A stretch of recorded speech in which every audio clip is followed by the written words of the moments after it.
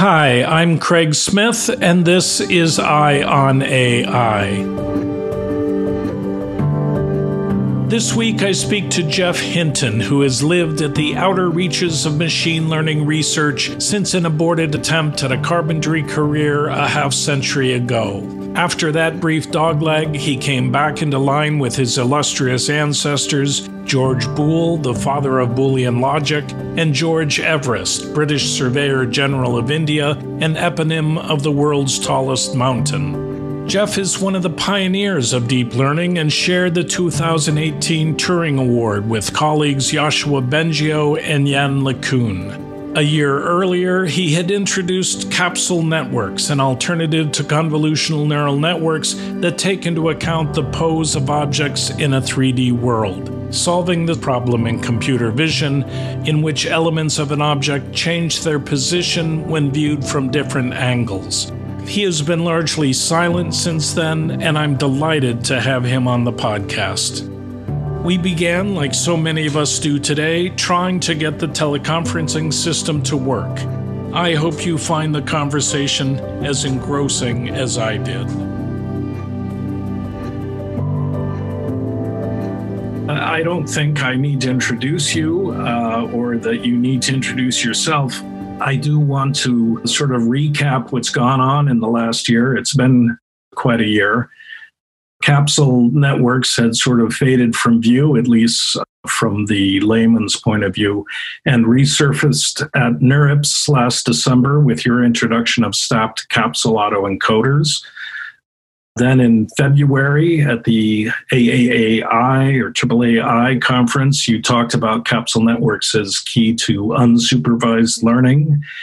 And in April, you revived the idea of backpropagation as a learning function in the brain with the introduction of neural gradient representation by activity differences, or NGRADs. I think it would be better if we started with capsules. Okay. And we do three different topics. We do capsules. Okay. And we do SimClear. Okay. And then we do the NGRAD stuff. Okay. Can you talk about your new capsule idea, not new, a year old or longer now, but how that has influenced your research? Okay, so several things have changed, and more things are changing right now. So originally capsules was we used supervised learning because we thought it would be easier to get things working like that, even though I don't really believe in supervised learning. And last year we switched to unsupervised learning. Mm-hmm. And we also switched to using set transformers. Mm-hmm. So what capsules are trying to do is recognize whole objects by recognizing their parts and the relationships between the parts. Yeah. So if you see something that might be an eye, and you see something that might be a nose, the possible eye could say where the face should be, and the possible nose could say where the face should be. And if they agree on where the face should be, then you say, hey, they're in the right relation to make a face, so we'll instantiate a face. We'll activate the face capture. So there's various problems with that. One is the issue of whether you try and train it supervised or unsupervised. And it's going to be much better to use unsupervised because then you don't need labels. But the other problem, which we overcame with stacked capsule autoencoders, is that if you've seen, say, a circle in a line drawing, you don't know whether it's a left eye or a right eye or the front wheel of a car or the back wheel of a car. And so it has to vote for all sorts of objects it might be a part of. And so, if it's the back wheel of a car, it knows roughly where the car should be, and it can vote for there should be a car there. But of course, it might not be that. It might be a doorknob, or it might be a left eye. And so it makes lots and lots of votes. And now what happens is every higher level capsule gets a huge cloud of votes, nearly all of which are wrong. Mm-hmm. And one way to try and rectify that is to say, well, if any other capsule likes the vote, if any other capsule can make use of that vote to be part of its object, then route the vote there and don't route it to me. And so that was the idea of dynamic routing, that you try and get all the bad votes to go to the places where they're good votes. That's complicated to make it work. The alternative, which we use in stack capsule autoencoders, is to say, if you discover parts, suppose you discovered a circle and a triangle and a rectangle, you don't really know what they're parts of. There's many, many things they could be parts of. So what you ought to do is have them interact with each other a bit and use the spatial relations between them to allow each part to become more confident about what kind of part it is. So if you're a circle and there's a triangle at the right relative position to be a nose if you're a left eye, then you get more confident that you're a left eye. And that's what transformers are very good at. Transformers have a representation of, in the case of language, a word fragment. So it might be the fragment may, which happens to be a whole word. And they don't know whether that's a modal, like would and should, or whether it's a month, like June and July. And so what they do is the representation of that fragment interacts with the representations of other fragments. And if there's another fragment in the sentence, for example, June, then the representation for May gets more month-like. Mm-hmm. Whereas if there's another fragment that's would or should, it gets more modal-like. And after a few layers of that, the fragments have been disambiguated. That is, you know much better what each fragment is meant to be. So in language, that means you have a contextually sensitive representation of the word that's disambiguated between different meanings. In vision, if you have something like a circle, you'd like to know whether that circle's an eye or the wheel of a car. Mm-hmm. And you can do that without yet creating a face or a car by this interaction between parts. And in stack capsule autoencoders, that's what we do. We take the first level parts and they all interact with each other. So they become more confident about what kind of a part they are. And once they're more confident about what kind of a part they are, then they vote for what whole they might be a part of.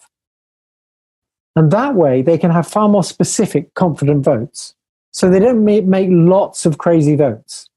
Once you've become convinced that a circle is probably a left eye, it doesn't vote for being the back wheel of a car.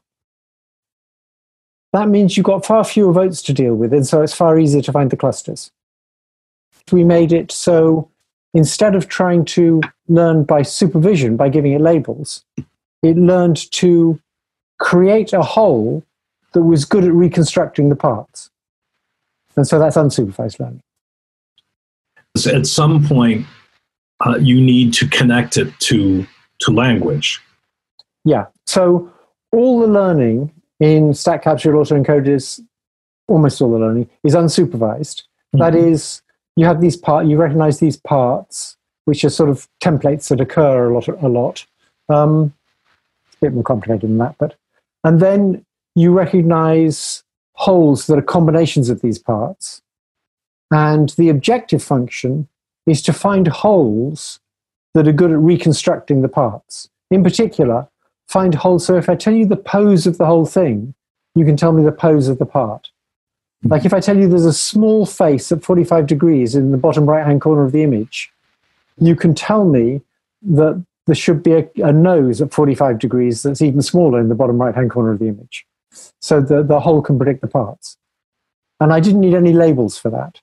Right. Now, once you've done that, once you've got these wholes, you can then learn what they're called. So then supervised learning consists of taking wholes and learning their names. But you're not learning to recognize them when you're doing that. You're just learning what things you can already recognize are called. Much like a little child learns to recognize cows and sheep. It doesn't know that cows are called cows and sheep are called sheep. And that's why it needs its mother to tell it. But its mother is not the one who tells it how to tell the difference between a cow and a sheep.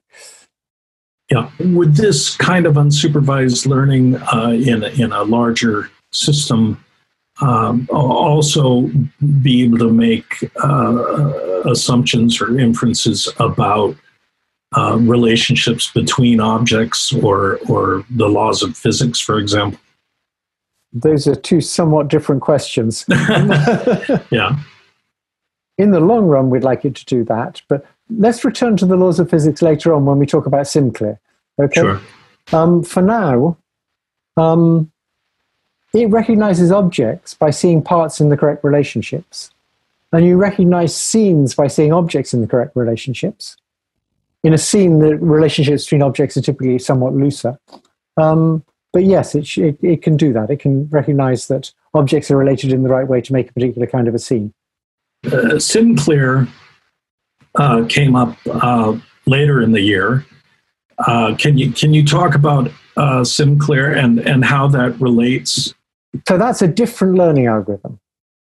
It's different in many ways. It's not, for example, focusing on the problem of dealing with viewpoint equivariance. That is, as the viewpoint changes, you get a representation that changes so that you can cope, but you can cope with viewpoint easily. That's not the primary goal of SimClear. What SimClear is doing is saying, I want to learn to represent a patch of an image in such a way that other patches of the same image have similar representations. Mm-hmm. So what you do is you take a crop of an image, and then you take another crop of the same image, and you say, we're going to have a neural net that converts those crops into a vector representation, a pattern of neural activities. And we want those patterns to be similar if the crops came from the same image, and different if they came from different images. If you just say make them similar, that's easy. You just make all of the vectors be identical.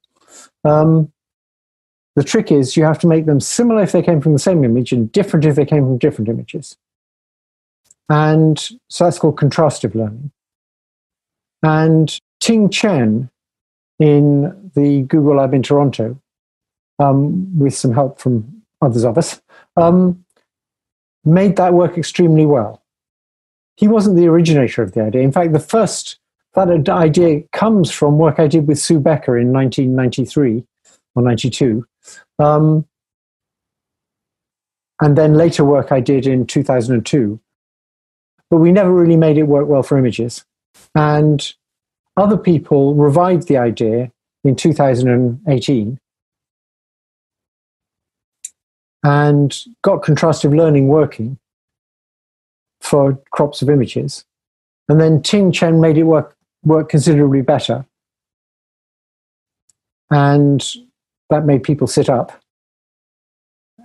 And so what happens is, once you've got this representation of a patch of an image, or this neural net that can convert a patch of an image into a representation, such that you get similar representations if two patches come from the same image, then you can use those representations to try and recognize what the objects are in the image.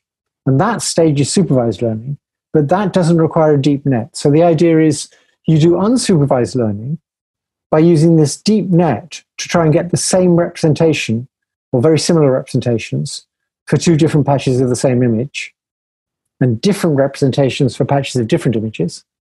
After you've used the deep net to do that, so Ting uses a ResNet, which is a standard kind of deep net. Mm-hmm. After you've done that, you then just directly learn to turn those representations with no extra hidden layers into class labels. So that's called a linear classifier. It doesn't have hidden layers in it. And it does remarkably well. So a linear classifier, based on those representations that were got by pure unsupervised learning with no knowledge of the labels, can do as well now on ImageNet as a supervised method, provided for the unsupervised learning we use a bigger ResNet. If you use a standard size ResNet on ImageNet, you get a certain error rate, and we can get pretty much the same error rate by using a bigger ResNet, training it entirely unsupervised with no knowledge of the labels, and then on top of the representations we extract, training a linear classifier. And in that training, in one of the things I read, you talked about using augmented data. Yes, it's very important when you do this. You can think of the two different crops as different ways of getting representations of the same image. But that's the major thing you do. But you also have to do things like mess with the color balance. Mm-hmm. So, for example, if I give you two different crops from the same image, you can often recognize that they're from the same image by looking at the relative distribution of red, green, and blue, the color histogram. And we don't want it doing that. So to stop it cheating like that, you take two different crops of the same image, and one of the crops, you change the color balance. Mm-hmm. And now it can't recognize they're the same just by using the color distribution. And those are the two most important ones, doing different crops and changing the color balance. Yeah. Is that augmentation something that the data scientist does in the data prep? It's not part of the model. The model doesn't automatically augment the data. Well, it's not part of the data prep, really. As you're training on the data, you'll get an image, you'll take two different crops of the image, and then you will augment those crops. You'll change the color balance. Right.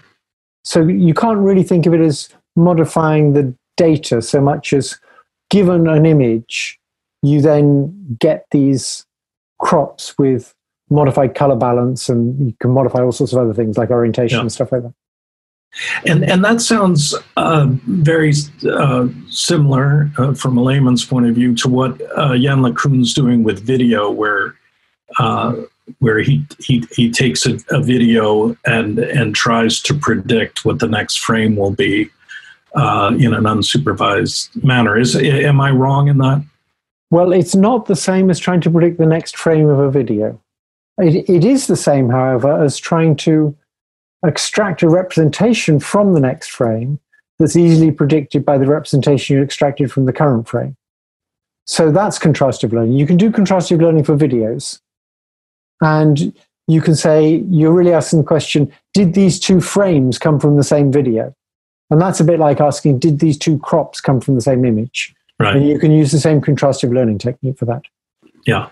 And then at AAAI, when you were talking on the stage with Yann and Yoshua Bengio, you talked about Capsule Networks as a form of unsupervised learning that has promise going forward. This SimClear is another method. Yes. Are they related? Can they be blended in making unsupervised methods more powerful? They're somewhat different approaches at present. You could clearly try and combine them. We're not doing that at present. Yeah. In Nature, there was a paper, I believe it was in Nature, about sort of reviving the idea of backpropagation as a function in learning in the brain. And you introduced this idea of NGRADs, neural gradient representation by activity differences. Can you talk about that? Neuroscientists have been very skeptical about whether the brain can do anything like backpropagation. Yeah. And one of the big problems has been, how does the brain communicate gradients? Because in backpropagation, you need to change your weight in proportional to the gradient of the error with respect to that weight, whatever your error function is. And the idea is that you represent an error by the rate of change of neural activity. And that's nice because it can have both signs. That is, neural activity can be going up or it can be going down. So you can represent both signs of error. And it also implies that the learning rule, which uses a gradient, is going to be something called spike time dependent plasticity. That is, when you change your synapse strength, you're going to change it in proportion to the error derivative. And that means you're going to want to change it in proportion to the rate of change of the postsynaptic activity. It's going to be the presynaptic activity times the rate of change of the postsynaptic activity. And that's called spike time dependent plasticity, which they found in the brain. And in fact, I've been suggesting for a long time that we use activity differences. I had a paper with Jay McClelland in 1987 suggesting that temporal differences of activity are used as error derivatives. And that was actually before spike time dependent plasticity had been discovered. About 2005, I got interested in activity differences again. And much more recently, people have managed to make that work quite well. I'm still somewhat skeptical. I think the brain could do backprop if it wanted that way. It's a little clumsy. And I'm now skeptical because I think backprop is too good an algorithm for the brain. So the brain is actually dealing with a very different problem from what most neural nets are dealing with. Most neural nets want to get a lot of knowledge represented in a modest number of parameters, like only 1 billion parameters, for example.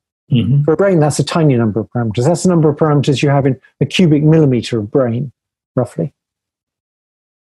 So we have trillions and trillions of parameters, but we don't have many training examples. We only live for like 1 billion seconds, or 2 billion seconds. And so we don't get much experience, and we've got a huge number of parameters. And neural nets mostly are in the other regime. They get lots of training, and they don't have many parameters. Mm-hmm. Now, if you've got lots and lots of parameters and not much training data, what you want to do is somewhat different from backpropagation, I think. So I got very interested in the idea that is one way of making this activity difference method work nicely, of trying to generate agreement between a top-down representation and a bottom-up representation. So the idea is you have, say, some hierarchy of parts. You look at an image, you instantiate parts at different levels, and then from the high-level parts, you top-down predict the low-level parts. And what you'd like to see is agreement between the top-down prediction, which depends on a larger context, and the bottom-up extraction of a part, which depends on a smaller context. Mm-hmm. So from some local region of the image, you extract a part. From many of those parts, you predict a whole. From the whole, you now top-down predict the individual parts. But those predictions of the parts have used more information because they're based on the whole that got to see more. And what you want is agreement between the top-down prediction and the bottom-up extraction of a part representation. And you want it to be significant agreement. So what you really want is, on the same image, they agree, but on different images, they disagree. So if you take the parts from one image and the top-down predictions from another image, they should disagree. And that's contrastive learning, as in SimClear. But it also suggests a learning algorithm for the brain that is somewhat different from backprop. And I got very excited. It's not quite as efficient as backprop, but it's much easier to put into a brain because you don't need to go backwards through many layers. You just need to compare top-down prediction with a bottom-up prediction. I call it back relaxation. And over many time steps, it will get information backwards, but it won't get information backwards in one trial. And in backpropagation, sends information all the way backwards through a multi-layer net on a single presentation of an image. And back relaxation just gets it back one layer each time. Mm. And it needs multiple presentations of the same image to get it back all the way. So I got really interested in back relaxation and whether that might explain how the brain was doing this learning of multi-layer nets. But then I discovered that sort of pure greedy bottom-up learning did just about as well. I hadn't done the controls carefully enough. And that was... The greedy bottom-up algorithm that I introduced in 2006 actually worked as well as this back relaxation. Mm. And that was a huge disappointment to me. I still want to go back and see if I can make back relaxation work better than greedy bottom-up. I see. And thus the June tweet that you had... It's when I discovered that back relaxation doesn't work any better than greedy bottom-up learning. It's the assumption that the brain is so efficient that even if greedy bottom-up can do it on its own, that there wouldn't be this top-down function, or is it possible that that top-down function exists as an optimizer or something?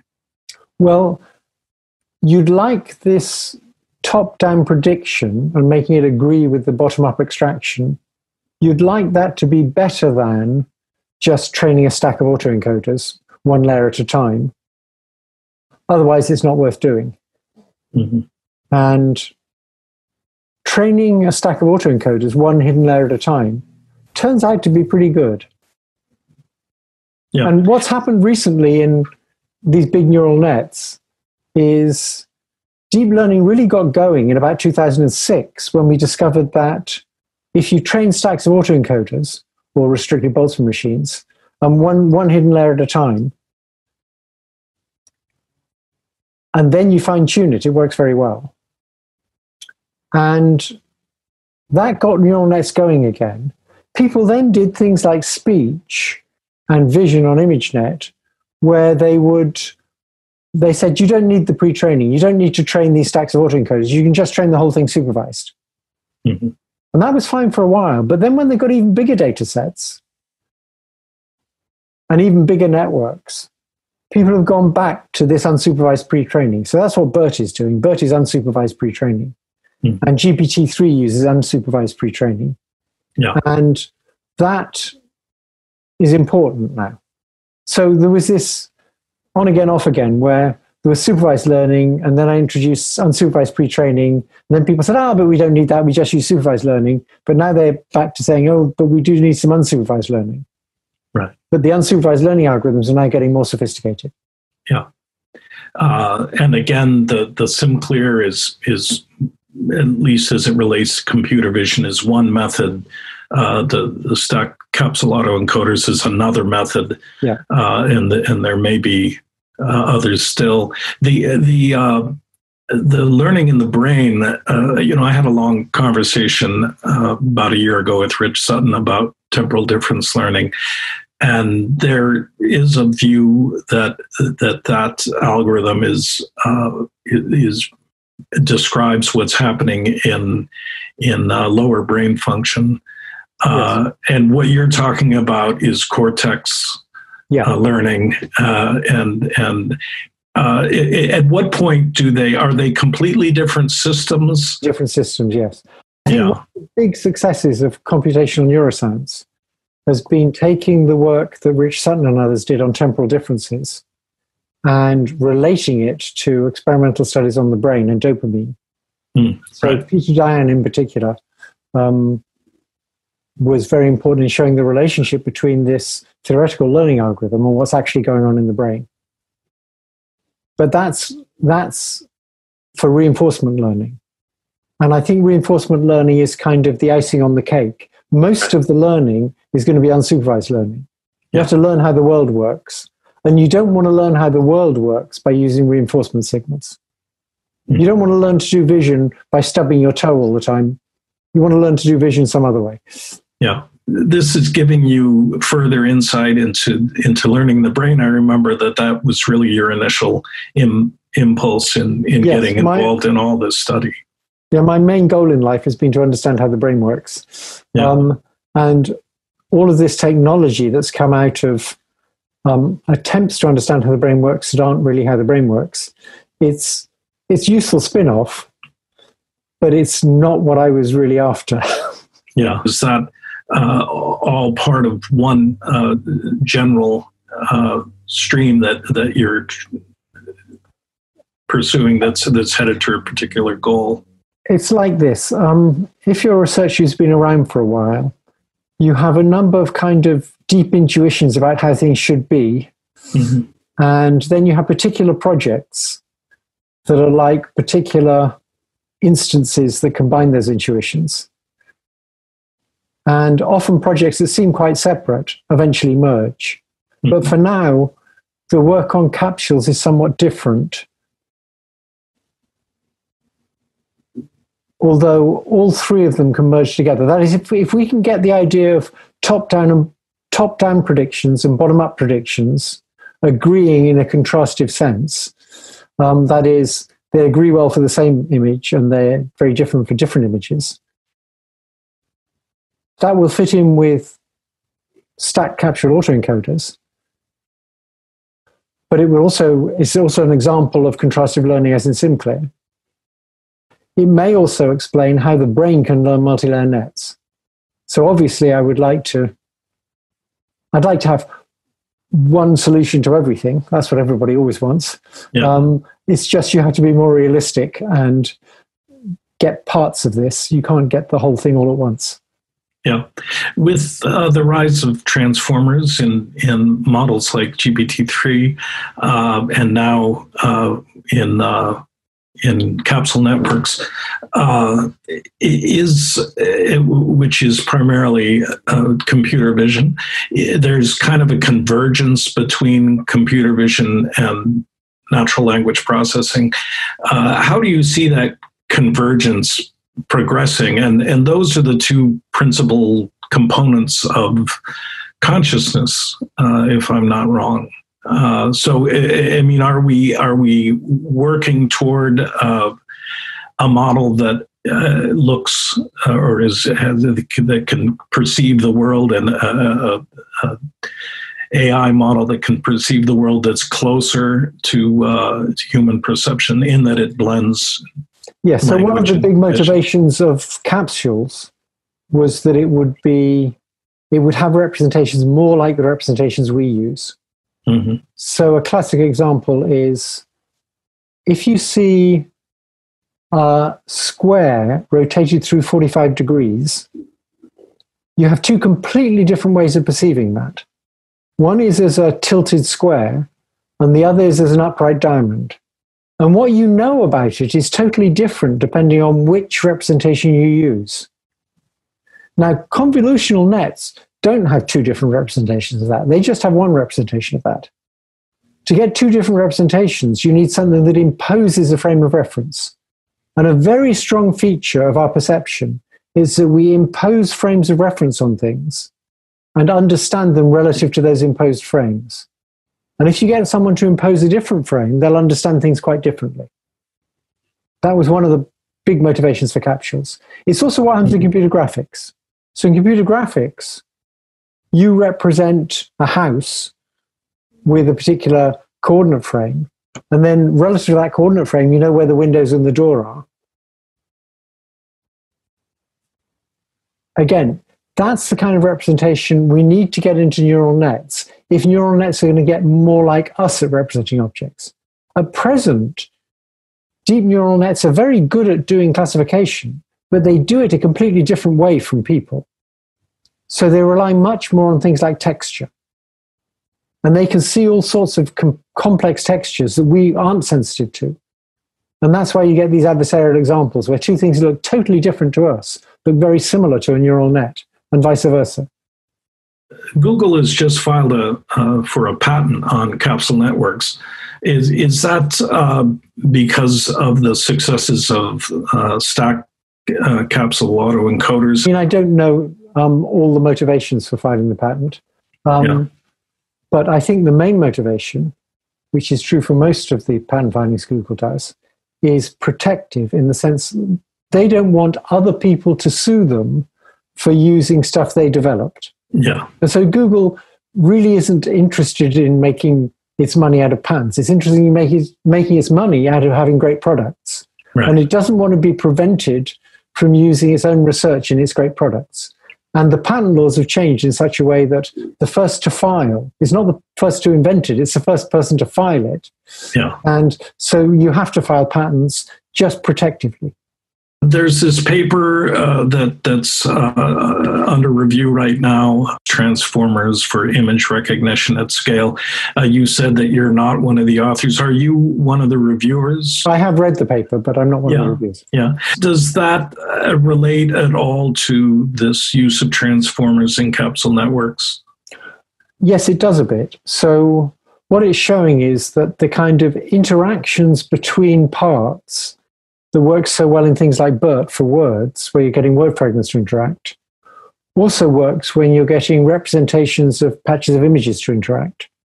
And it's also what's happening in stack capsule autoencoders, where we have a set transformer that's getting the representations of parts to interact with one another and become refined. But then in stack capsule autoencoders, we then jump to higher level representations. And what we're doing it all unsupervised. Whereas in the paper with the 16 by 16 patches, they're training it supervised to perform classification. They're not training it unsupervised. So it's somewhat different. But this general trend of extract some pieces and then get them to interact so you get clearer about what their pieces are, which is what transformers do, that seems to be a very good way to go about doing building layers of representation. Yeah. I'm going to ask a question that I'll probably cut out because it's going to sound ignorant. But in transformers, both in Capsule Networks or in natural language processing models like BERT or GPT-3, it relies on massive parameters, right? Billions of parameters. Actually, less parameters in convolutional neural nets, but okay. But it goes out into the world of the internet in GPT-3's case, and ingests all of this data, and then it looks to me like it's a kind of search. It's going out and finding something that matches a representation, and then fills it in with what's already out there. Is that wrong? That's wrong. Yeah. You can go and find the closest thing. I mean, if you give it a story to complete, you can find the closest match on the web. And it'll do completions that are nothing like the closest match on the web. Basically, it's taking all this information in this data it's observed, and it's boiling it down into these parameters that allow it to produce similar stuff, but not by matching to particular instances it's seen already. And in the same way, Capsule Networks are creating new representations. Yes. Yeah.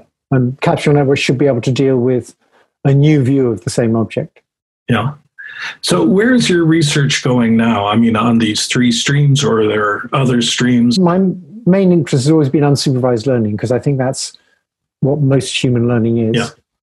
I'm interested in developing capsules further and in things like SimClear. I'm also interested in making distillation work better. So the idea of distillation is you have a great big model, and you've trained it on data, and it's extracted the regular patterns in the data and got them into its parameters. And now you want to train a much smaller model that will be as good as the big model, or almost as good as the big model, but that you couldn't have trained directly on the data. And so we see this all over the place. So insects are like this. Roughly speaking, the way most insects work is they have one stage that's just about extracting nutrients from the environment. And that's called the larva. Okay? And it's just an eating machine. And this great fat, ugly grub, or a caterpillar for a butterfly, just gets fat. That's its role in life. And then it basically gets turned into a soup. And out of that soup, you build the adult, which may look nothing like the larva. I mean, a caterpillar and a butterfly are very different things. And they're optimized for different things. So the larva is optimized for sucking nutrients out of the environment. And then the butterfly is optimized for traveling around and mating. And those are very different activities from sucking nutrients out of the environment. Now, butterflies also get nutrients out of the environment, but they're not machines for doing that like larvae are. You also see it in mining, a nice Canadian example. So if you want gold, first you take a chunk of the earth, then you convert it to pay dirt. And you have one way of doing that.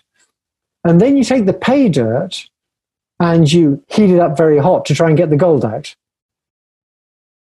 I think that's how it works. And the same for data mining. So you've got a big set of data, and you'd like to end up with a small agile model that can look at a new example and tell you what class it is, for example. But the kinds of models that are good at sucking structure out of the data are not necessarily the same as the models that are going to be small and agile and easy to use on your cell phone for making the right decisions. And so the idea is you use one kind of model for sucking structure out of the data, a great big model. Once you suck the structure out of the data, you get the great big model to train a small model. And it turns out the big model is much better at training a small model than just the raw data. And it's like an apprenticeship. Like the way science works, once scientists have done their research and figured out how things work, they can then teach school kids how things work. So sort of any smart school kid can learn Newton's mechanics. Yeah. But not any small kid could have invented Newton's mechanics. Once Newton's invented it, which is kind of tricky, you can then explain it quite well, and you can instill a model of it in a school kid. And so the idea of distillation is we use great big neural networks for getting structure out of the data, and then much smaller, more agile networks for actually using what we discovered. And it's now being quite widely used. It's used in BERT, for example, to get more agile networks. But I think there's probably ways of making it much better, and that's another thing I'm working on. Yeah. On Capsule Networks and the AAAI talk, you all agreed, you and Jan LeCun and Joshua Bengio, on the direction of your research in unsupervised learning. And a lot of what Jan LeCun has been doing with video sounds similar to what you talk about, both with Capsule Networks and SimClear. Jan and I share a lot of intuitions. We worked together for a while, and we have a very similar view of the world. So can you talk about how, again, at some point, all of these ideas will converge, how his research relates to your research, particularly his research on video? Our goals are very similar, and the methods are quite similar. And as we start applying SimClear-like methods to video, they're going to get even more similar. So this idea of contrastive representation learning seems to be very powerful, and Jan's exploiting it. Ting Chen made it work really well for static images, and we're now trying to extend that to video. But we're trying to extend it using attention, which is going to be very important for video, because you can't possibly process everything in a video at a high resolution. Yeah, yeah. And that's interesting when you relate this machine learning to learning in the brain, and certainly attention is critical. Yeah.